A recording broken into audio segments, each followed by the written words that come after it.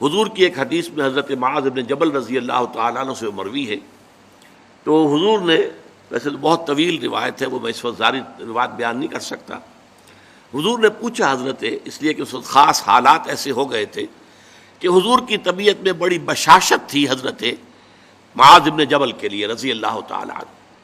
ایک سوال تو انہوں نے حضور سے کیا تھا، حضور نے اس کا جواب دے دیا۔ پھر حضور نے مزید دریائے سخاوت جوش میں آیا، حضور نے فرمایا وَإِن شِئْتَ حَدَّثْتُكَ يَا مُعَاذ بِرَأْسِ هَذَا الْأَمْرِ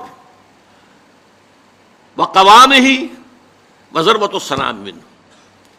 اے معاذ، اگر تم چاہو تو میں بتاؤں کہ ہمارے اس دین کی جڑ کیا ہے اور ہمارے اس دین کا تنا کیا ہے۔ قوام، یہ درخت جو ہے نا، آپ کو معلوم ہے، درخت کی مثال سامنے رکھیے کہ درخت کی ایک جڑ ہے اور درخت کا ایک تنا ہے جس کے اوپر پھر آگے شاخیں ہوں گی، اس میں پتے آئیں گے، اسی میں پھل یا پھول لگیں گے۔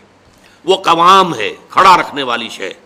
یہ جو تنا ہے یہ کھڑا رکھا ہوا اس کو درخت نے، کوس نے۔ اور پھر یہ کہ اس کی چوٹی کیا ہے، میں تمہیں بتاؤں؟ تو انہوں نے کہا بے ابی و امی انت یا رسول اللہ قل لی، میرے ماں باپ آپ پر قربان ہو اے نبی صلی اللہ علیہ وسلم، ضرور بتائیے مجھے۔ تو فرمایا ان رأس ھذا الامر، دیکھو ہمارے اس دین کی جڑ کیا ہے؟ شہادت اللہ الہ الا اللہ وان محمد رسول اللہ، یہ ہے جڑ۔ اور ہمارے اس دین کے معاملے کا جو تنا ہے، قوام ہے،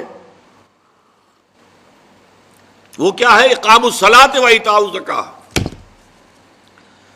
نماز کا قائم رکھنا اور زکوٰۃ کی ادائیگی۔ نماز سے تعلق اللہ کے ساتھ قائم، زکوٰۃ سے تعلق اپنے ابناء نو کے ساتھ، غرباء، مساکین، جو معاش کی دوڑ میں پیچھے رہ گئے ہیں، آپ کے اپنے بھائی بند، آپ کے اعزاء، آپ کے اقربا۔ زکوٰۃ سے آپ کا ایک رابطہ ان سے تعلق قائم ہوا۔ نماز سے الصلاۃ عماد الدین، اور الصلاۃ معراج المومنین، اسے معراج المومنین بھی کہا گیا۔ نماز سے تعلق اللہ کے ساتھ، زکوٰۃ سے تعلق خلق خدا کے ساتھ، اللہ تعالیٰ کے بندوں کے ساتھ۔ اور یہاں زکوٰۃ کا جو لفظ آ گیا تو نوٹ کیجئے، پہلے جو فرمایا تھا وَآتَ الْمَالَ عَلَىٰ حُبِّهِ ذَوِي الْقُرْبَىٰ وَالْيَتَامَىٰ وَالْمَسَاكِينَ وَابْنَ السَّبِيلِ وَالسَّائِلِينَ وَفِي الرِّقَابِ، اور یہاں فرمایا وَآتَ الزَّكَاةَ، اس کا مطلب یہ دو علیحدہ چیزیں ہیں۔ پہلے جو فرمایا ہے وہ نفل ہے، وہ ادا کرنا ہے زکوٰۃ کے علاوہ۔ اس لیے ایک حدیث میں بھی آتا ہے، حضور نے فرمایا صلی اللہ علیہ وسلم ان فی المال لحقا سوى الزکاۃ۔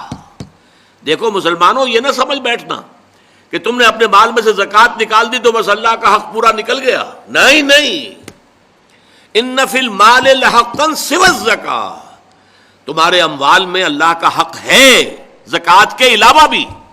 اور پھر آپ نے وہ آیت پڑھی وَآتَ الْمَالَ عَلَىٰ حُبِّهِ ذَوِي الْقُرْبَىٰ وَالْيَتَامَىٰ وَالْمَسَاكِينَ وَابْنَ السَّبِيلِ وَالسَّائِلِينَ وَفِي الرِّقَابِ وَأَقَامَ الصَّلَاةَ وَآتَى الزَّكَاةَ، اس نے جو ہے مال دیا، اس کی محبت کے علی رغم قرابت داروں کو، یتیموں کو، مسکینوں کو، اور مسافروں کو، مانگنے والوں کو، اور گردنوں کے چھڑانے میں، اور قائم کی نماز اور ادا کی زکوٰۃ۔